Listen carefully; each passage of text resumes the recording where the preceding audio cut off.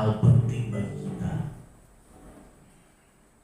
Dan apa yang saya sampaikan ini yang seringkali hilang dalam kehidupan orang Kristen,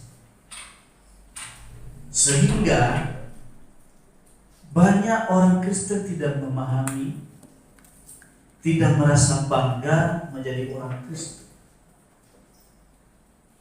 Bahkan tidak sedikit orang Kristen murtad, meninggalkan Yesus, karena dia tidak mengetahui dan tidak mengalami keuntungan ketika seseorang itu dekat dengan Tuhan Yesus. Karena tidak ada bedanya. Orang lain beribadah, mendengarkan ceramah sama seperti orang Kristen, tapi tidak ada dampak signifikan dalam kehidupan orang Kristen, sehingga kekristenan itu menjadi stuck. Kekristenan kita jadi jenuh, sehingga kita menjadi orang yang liberal atau orang yang idealis. Pokoknya semuanya sama saja. Gitu.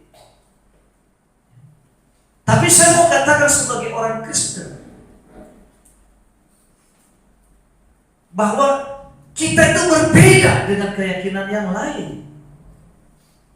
Karena satu hal, ada satu tanda-tanda yang menyertai. Itu yang membedakan. Kita buka Alkitab kita di dalam Matius pasal yang ke-10, dimulai ayat yang ke-5 sampai ayat yang ke-8. Saya berharap kita semua membaca. Kalau nggak bawa Alkitab, lihat di HP-nya. Kalau nggak ada di HP-nya, lihat di layar depan. Sampai ayat yang ke-8. Kalau sudah dapat, kita baca. Matius pasal yang ke-10, ayat 5 sampai yang ke-8. Kita baca secara bergantian, dan ayat yang ke-8 nanti kita bersama-sama. Saya ayat yang ke-5. Ke-12 murid itu diutus oleh Yesus, dan ia berpesan kepada mereka, janganlah kamu menyimpang ke jalan bangsa lain atau masuk ke dalam kota orang Samaria.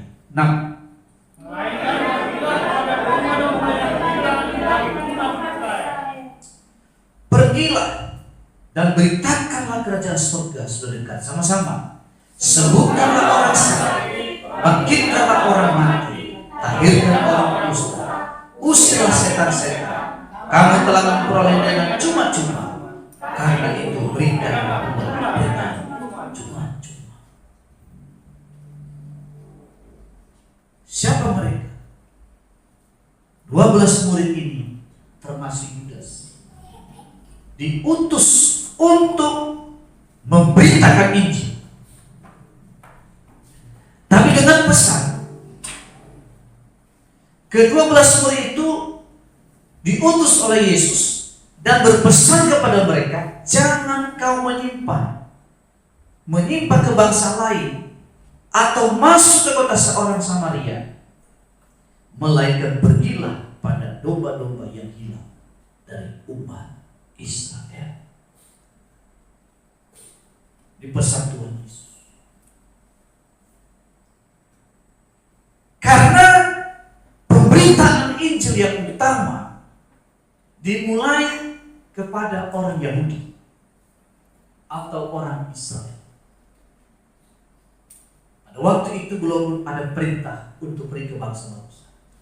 Sampai nanti Kisah Rasul pasal 1 ayat 8 atau Matius 28 19-20. Tuhan katakan, kamu harus fokus kepada orang Israel. Israel yang terhilang. Dan kita ini juga, menurut Roma, kita Israel yang dicangkokkan. Karena iman percaya kepada Yesus. Yesus Yesus lahir dari garis keturunan Abraham, dari keturunan Daud, dari suku Yehuda. Nah, barang siapa yang percaya Yesus, menerima Dia sebagai Tuhan dan Juru Selamatnya, Alkitab berkata, dia diangkat dan menjadi anak-anak Allah. Dan yang kedua, diberikan kuasa sebagai anak-anak Tuhan. Jadi saudara kasih Tuhan, hari-hari ini kita harus melayani orang-orang Kristen yang telah murtad. Orang yang murtad itu karena putus asa, saudara. Yang seperti saya bilang tadi, ini ada bedanya kok. Saudara, hari ini saya berkumpul karena ada ponakan saya juga yang sudah menyimpang dari jalan Tuhan. Belakang baru saya dengar, karena pasangan hidup. Dan abang di atas saya juga pernah kami telepon bahwa Alkitab ini sudah tidak asli, dan sekarang kepercayaannya kepercayaan yang lain. Sebagai orang Kristen yang telah diselamatkan, saya berkumpul sampai hari ini, dan saya percaya saya mampu menarik mereka kembali. Kalau anak orang saja saya doakan, saya tarik masuk ke hadirat Tuhan. Kenapa keluarga saya tidak mendoakan? Kenapa keluarga saya tidak memberitakan Injil? Dan bukan pendeta lain yang dipakai oleh Tuhan, bukan orang lain yang dipakai oleh Tuhan, adalah bagian dari pemberitaan Injil. Amin. Saya tidak percaya ya kalau Tuhan memang sudah berkehendak pasti dia balik. Itu teori orang putus asa, bro.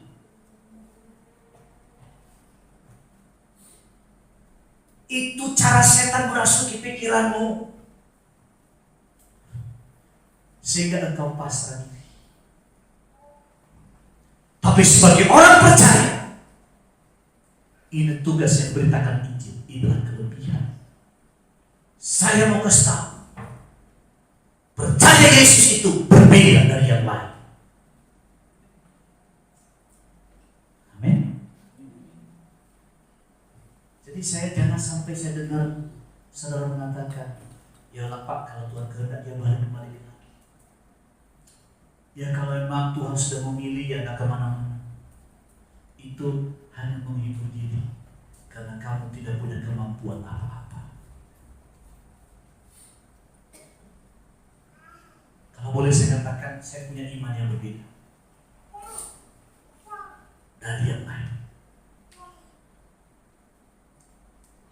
Alkitab mengatakan, beritakan Injil. Mulai dari saudara seiman kita, dari keluarga kita harus beritakan Injil. Harus beritakan.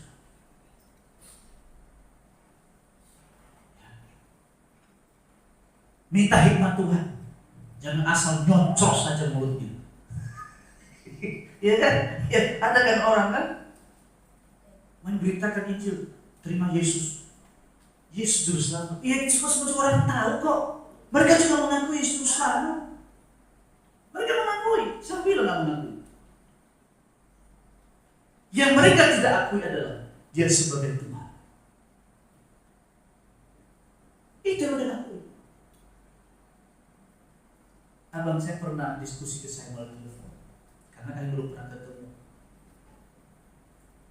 Sampai hari ini saya nggak kenal ponakan saya dari dia. Dia juga nggak kenal juga dari saya, karena kami pisah dari masih kecil. Dan berita firman, saya katakan, tidak ada keselamatan selain daripada Yesus. Doa dan harapan saya, Anda terima Yesus kembali. Sampai Anda cari kebahagiaan saat pada 4 istri tidak bahagia juga hidupnya. Iya. Kalau memang di luar Yesus ada kebahagiaan, Sampai Anda dikasih kebebasan. Sampai berapa istri sudah. Tapi hidupnya gak bahagia juga. Kadang-kadang dia kaya tiba-tiba miskin. Kadang-kadang kaya lagi miskin lagi. Karena tidak ada Allah itu. Saya beritakan firman.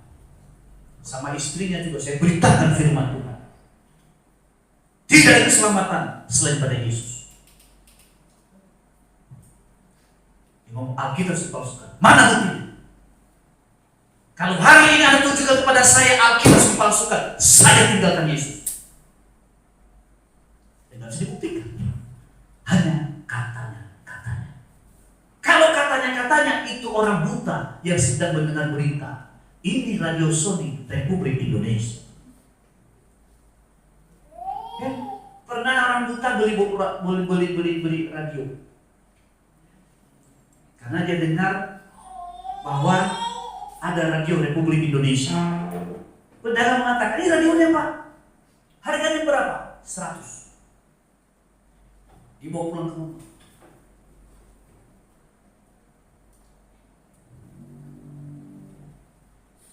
Pulang ke rumah, ada satu siaran berita.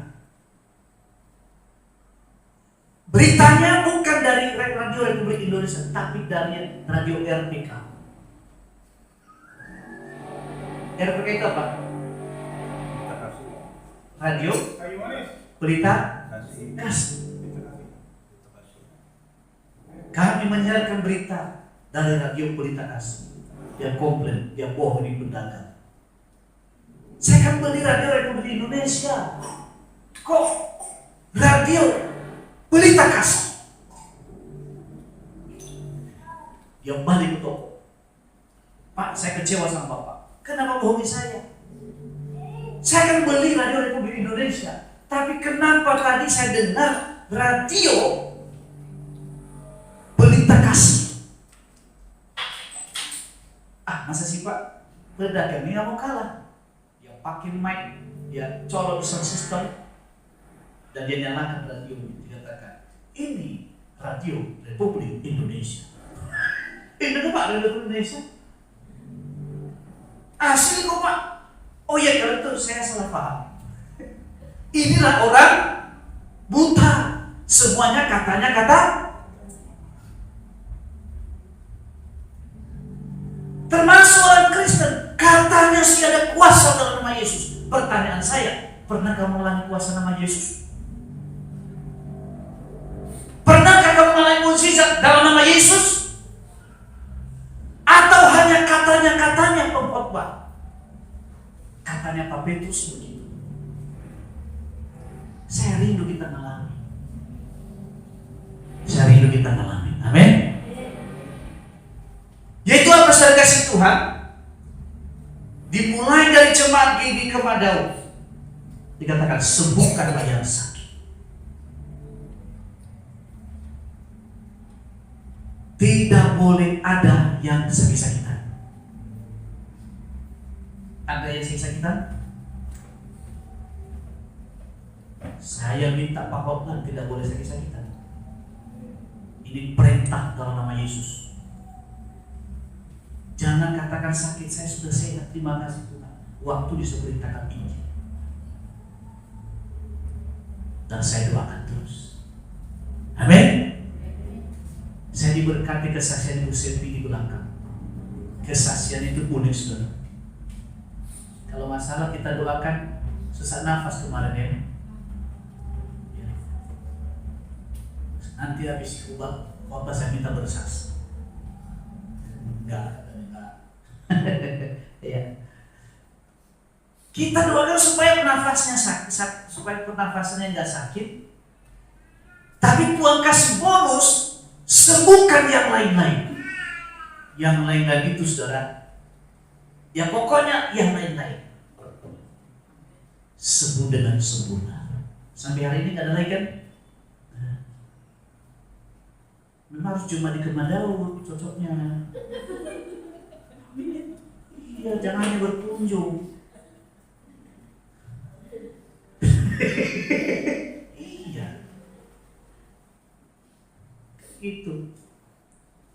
kadang saya ngomong sama mamanya Kristen. Memang Kristen cocok di jemaat Kemadawi. Karena jemaat Kemadawi menarik dia kembali kepada Yesus.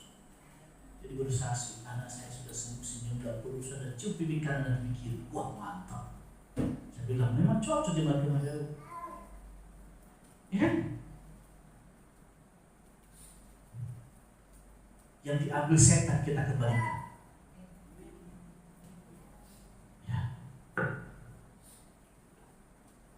Suami yang diambil oleh gombel kembali ke rumah. Harus.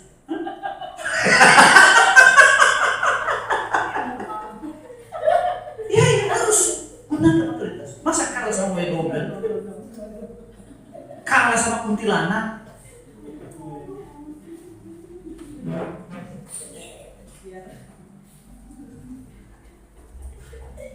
Gak boleh kita kalah.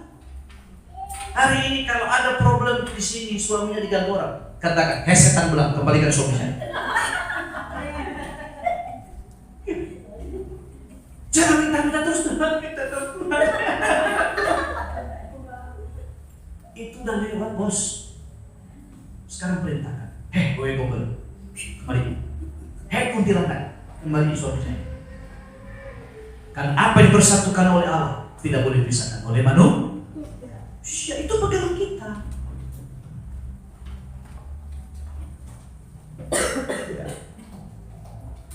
Sembuhkanlah orang sakit, bangkitkanlah orang mati. Dua ini saya alami. Sayangnya waktu itu Bu Lesti hapus videonya gara-gara main-main kanan kehapus video. Pada itu sejarah penting sebetulnya. Karena apa itu ya? Apa istilahnya? Dulu masih gencar-gencarnya meme. Meme ini kehapus videonya. Waduh, sayang sekali.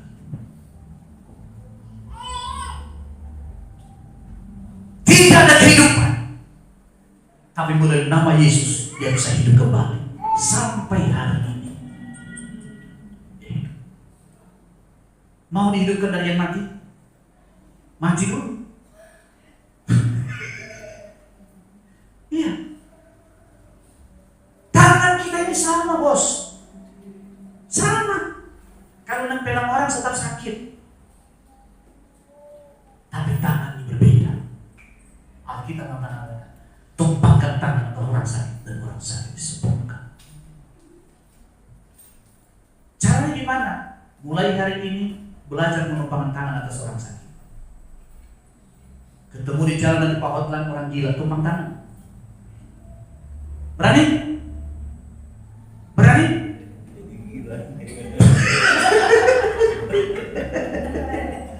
Iya. Saudara, saya pernah doakan orang gila. Mau dihantam tapi tidak bisa. Kenapa? Ada malaikat Tuhan yang melindungi. Jadi hari ini kalau kamu percaya, tumpang tangan orang gila, dia nggak akan bahaya.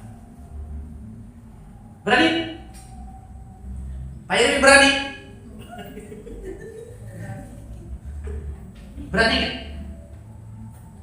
Ragu-ragu. Iman itu kadang-kadang harus seperti orang gila. Kadang-kadang. Jadi kalau saya ini orang yang tidak pegang firman Tuhan, saya bicara seperti ini, orang bisa mengatakan saya ini orang gila. Oh, masa sih? Masa sih? Waktu yang lalu apa yang kami kerjakan itu stuck. Bayar dikerjakan Bu Lesti maupun saya itu stuck. 1 minggu deh. 1 mingguan lebih. Ya, hampir 1 bulan. Karena memang saya terlalu capek. Terlalu banyak kegiatan juga sehingga waktu doa agak berkurang. Nah, beberapa hari yang lalu kami berdoa. Saya berdoa. Saya mulai gunakan lagi otoritas. Bayangkan saudara, ingat ya, kalau kita nggak punya hubungan dengan Tuhan, kita bisa tidak peka. Siang hari, mulai segini nggak tidur. Tiba-tiba datang ke rumah kami itu orang hitam, bertanduk. Nah rumah ini siang hari tiba-tiba rumah gelap. Ini nggak tidur, sedang tidur. Nah ini, nah kesehatan saya lagi memburuk. Begitu boleh cerita ke saya seperti itu, selalu saya bangun. Segala sakit penyakit dalam tubuh hari saya perintahkan keluar kalau bisa. Saya sembuh sendiri. Usaha yang stagnasi saya perintahkan berubah, terobosan. Dan benar terjadi terobosan. Jadi kalau Anda stuck itu ada bekerja setan juga. Nah malam dia tidur, dia mimpi ada suara mengatakan, kalian itu pelihara tuyul. Ini benar. Dan yang ngomong itu dia kenal. Nah, saya bilang ini roh pemecah belah. Harus terima. Berat. Karena saya sering masuk dalam peperangan rohani, ya setan juga menyerang. Nah orang-orang yang saya selamatkan dari cengkeraman setan juga benci banget sama saya. Karena programnya batal. Mereka gunakan berbagai kemampuan.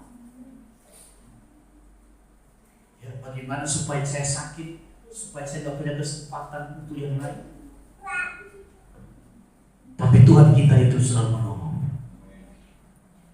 Tuhan. Hari ini saya sehat toh? Kemarin tuh lemas, susah nafas. Karena ketika saya mendoakan saudara, saya nggak berhadapan dengan diri Anda. Saya berhadapan dengan setan di belakang. Makanya jangan asal mendoakan orang kalau nggak punya jam doa. Ada satu pengalaman anak sekolah Alkitab. Ini benar-benar kenyataan. Di Surabaya. Dia baca Alkitab, Tuhan Yesus itu menyembuhkan orang sakit dengan meludahi mata. Ada ayatnya kan?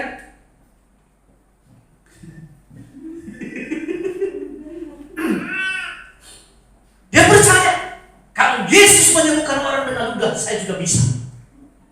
Ada orang buta, dia menantang. Siapa yang mau disembuhkan? Maju ke depan. Maju orang buta. Ditolong tangan nggak sembuh. Dan ingat tidak ayat, Yesus menyembuhkan orang dengan ludah. Dia berdoa, dia kumpulkan ludahnya. Ini benar. Dan saya tambah-tambahin. Kumpulkan ludah. Kalau nama Yesus, push. Dia tanya, bagaimana rasanya? Pedas om.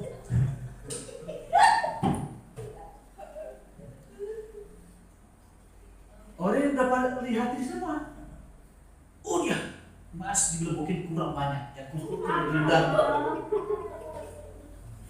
Kalau nama Yesus, push. Apa yang kamu alami? Basah.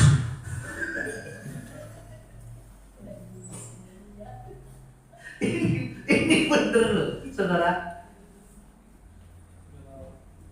Aduh. Dengar baik-baik. Firman yang tertulis itu logos. Tapi Anda harus tahu, firman itu bisa berubah dilema ketika Anda punya persekutuan dengan Anda.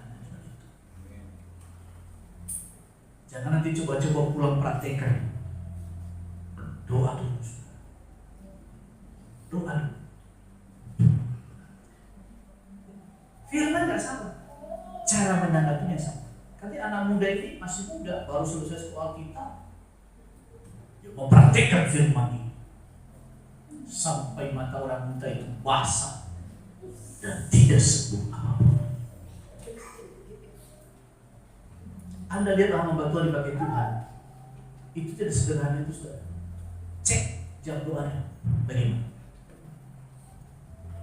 Tidak hanya sekedar datang ibadah, gak tahu bersembunyi di gereja, tapi dia punya pribadi yang antusias dengan doa yang berpuasa. Anda gak pernah cek buah puasanya berapa lama, jam doanya berapa lama, cara dia berdoa bagaimana. Anda hanya melihat, waduh, luar biasa, ajaib. Ada harga yang dibayar, bos. Ada harga yang dibayar, yaitu mengendalikan kesenangannya. Pelayanan yang paling berat, kalau mau jujur, pelayanan doa. Tadi saya ajak penyembahan, berat toh? Berat mulut kan? Berat mulut kan? Berat mulut kan? Untuk buka suara. Siapa yang bilang gampang? Coba angkat tangan.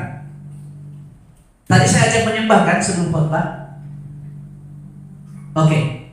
Semua menyembah nggak tadi? Saya perhatiin kok, saya buka mata sedikit.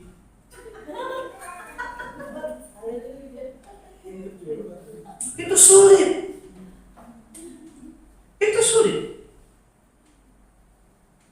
Pelayanan yang paling gampang sebetulnya melihat mujizat Tuhan dengan doa.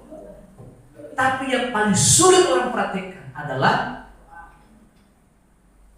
bisa kok orang cuma doa 15 menit tidur.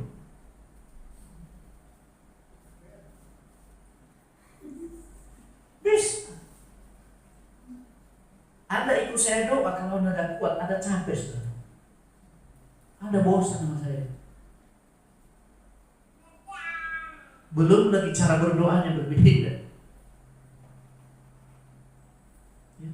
Orang hanya melihat, wah luar biasa. Ya. Saya mau ikut doa dari Bapak itu, saya berkati. Saya mau seperti itu. Ini bos, itu latihan sekian lama. Saya melewati kejenuhan, rasa capek. Kesenangan saya, aduh saya pengen main handphone ini lumayan, saya hubungi ini, hubungi itu. Terbukti kan di gereja juga kan ada yang main Facebook kan? Gak gampang. Ada harga yang harus dibayar, yaitu pengendalian diri.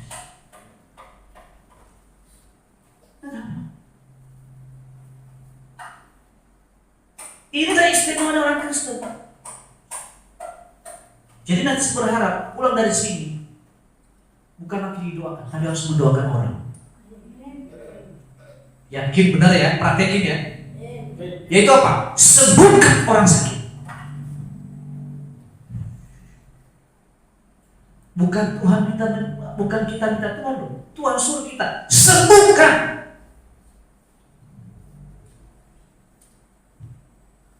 Bangkitkan orang mati. Berani?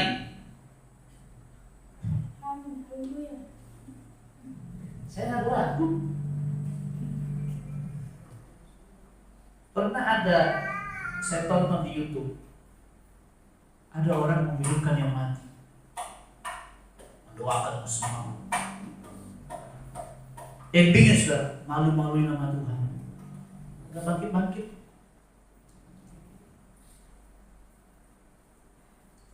Kenapa? Semangatnya bagus, tapi nggak mau bayar harga. Karena nggak bayar harga, tidak mampu mendengar suara Tuhan. Waktu lalu teman Ibu Sepi minta saya supaya bapaknya dihidupkan kembali. Kalau nggak salah udah meninggal 2 hari. 1 hari itu 2 hari. 2 hari. Supaya pulang ke rumah, nanti kalau udah pulang ke rumah nggak apa-apa lah diserahkan lagi meninggal. Saya bilang saya nanggung dulu nih orang. Saya bilang kalau Tuhan nggak suruh saya sih nggak bisa. Dia ngomong, kan Bu Sepi udah disembuhkan Pak, Bapak saya juga bisa. Iya tapi kalau Tuhan nggak suruh saya nggak bisa. Itu namanya mencobai. Kalau Tuhan suruh, nggak usah pun diomongin ke saya, pasti saya tahu bapaknya di mana. Saya datang ke sana, hidup kembali. Kalau saya lakukan itu, sama aja kayak main-main Tuhan loh. Saya nggak bisa. Anda punya pendeta, ngomong sama pendeta, biar pendetanya yang melakukan, bisa nggak? Saya bukan pendetanya.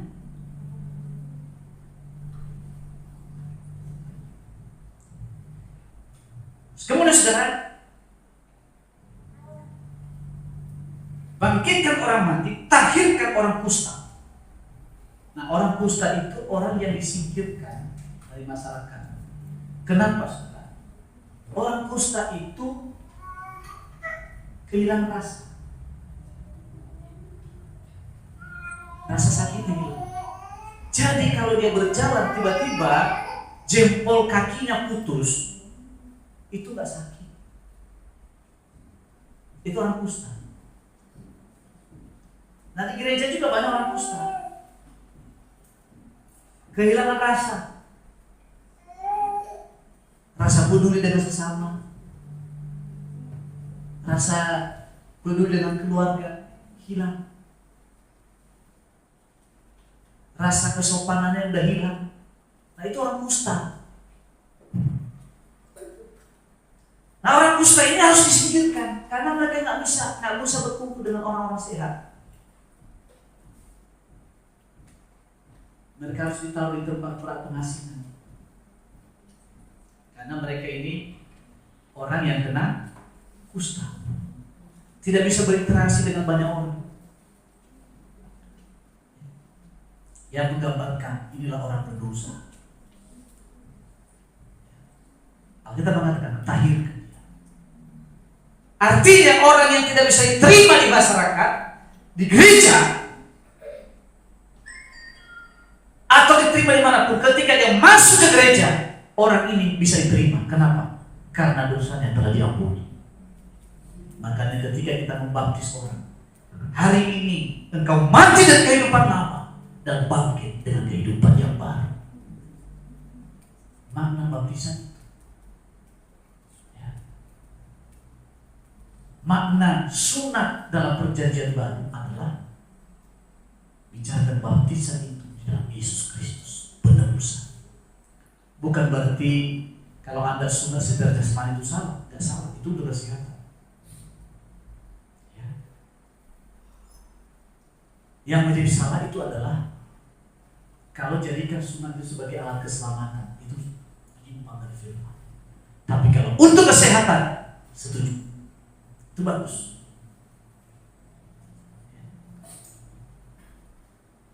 Saya nggak bahas detail mengenai itu kenapa perlu, karena itu urusannya medis. Pokoknya untuk kesehatan bagus. Ya. Usirlah setan-setan.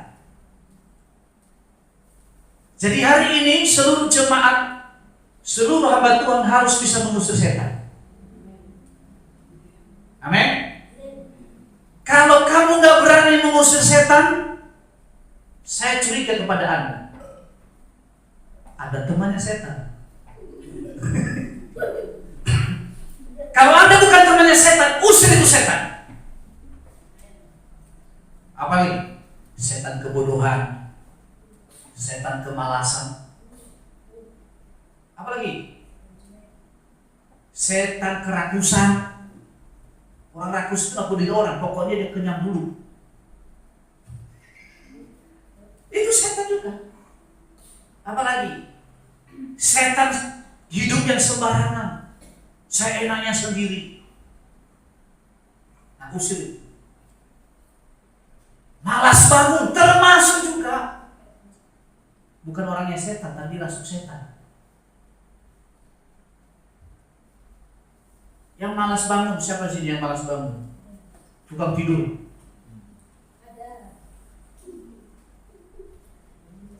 Apalagi hal-hal negatif itu pekerjaan setan. Nah, usir setan. Apalagi setan yang memakai seseorang menjadi tukang gosip, tukang hina orang, termasuk setan kekurangan.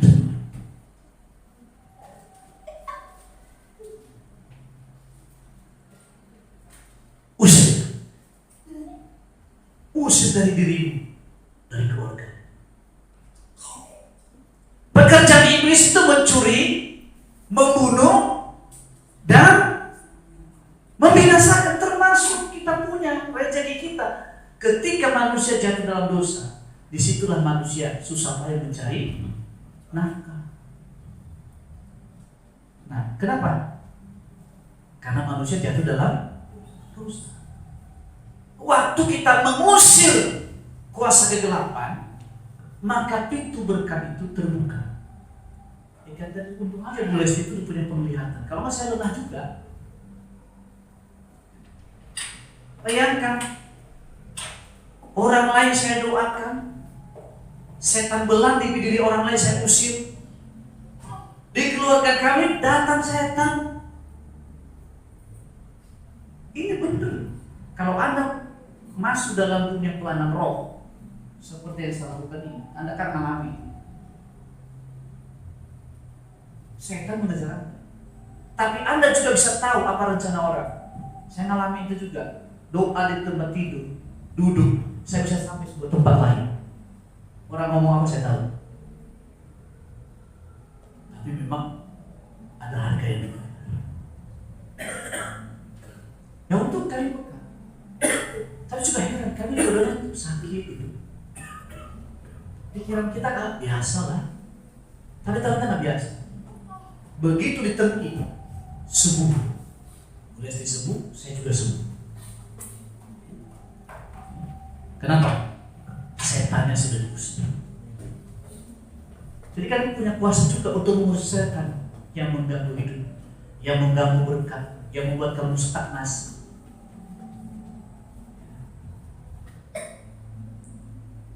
Usir setan, kamu telah memperoleh dengan cuma-cuma.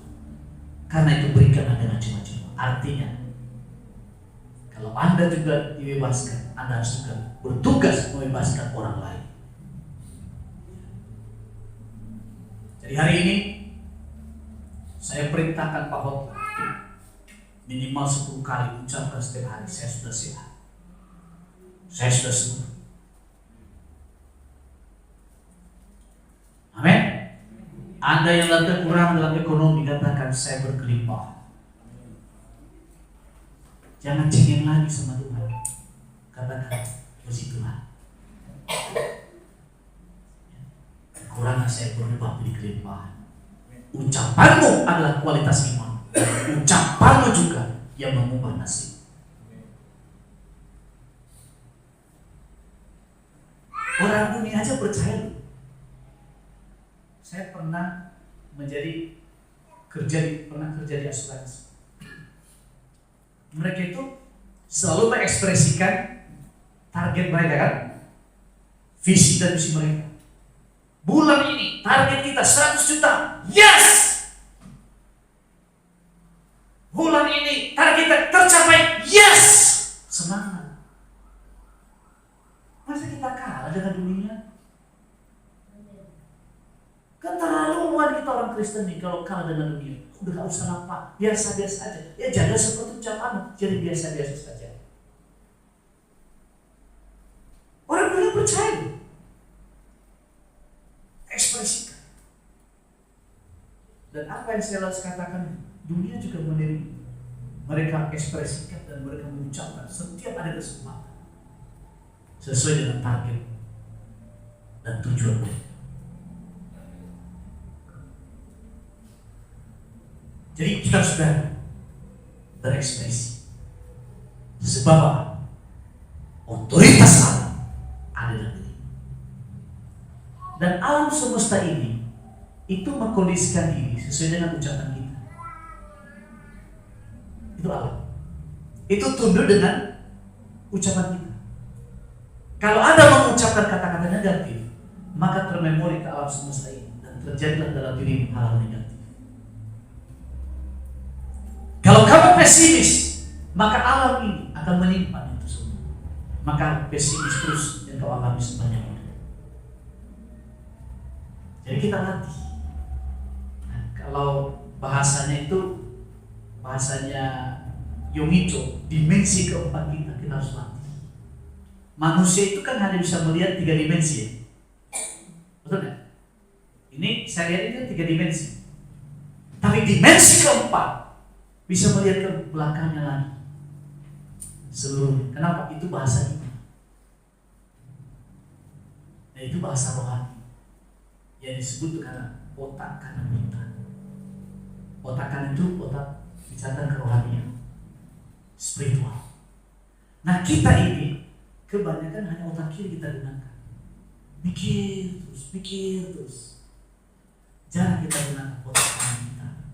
yaitu kemampuan spiritual. Nah, saya sedang berusaha menggunakan kemampuan intelektual dan juga kemampuan spiritual.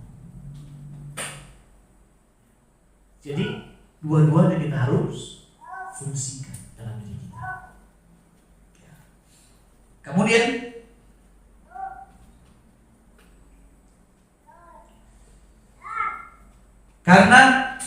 karena itu berikan, kamu telah memperoleh dengan cuma-cuma.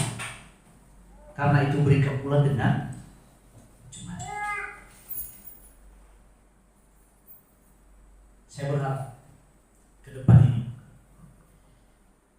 kita nggak hanya fokus pada diri kita, tapi juga harus peduli dengan orang lain. Amin. Sampai di sini firman Tuhan.